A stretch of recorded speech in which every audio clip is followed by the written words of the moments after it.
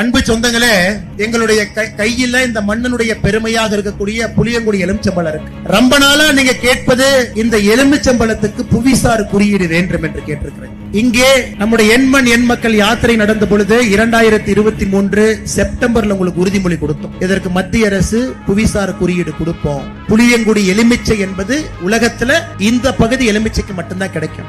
April முதல் வாரத்திலே அறிவிப்பு வர இருக்கிறதுங்க ஐயா. ஏப்ரல் முதல் வாரத்துல புளியங்குடி எலுமிச்சைக்கு புவிசார் குறியீடு அறிவிப்பு மத்திய அரசு கொடுக்க இருக்கிறாங்க. உங்க புளியங்குடி எலுமிச்சைக்கு அறிவிப்பு வந்துருச்சுன்னா ஏற்றுமதி பெருகும்.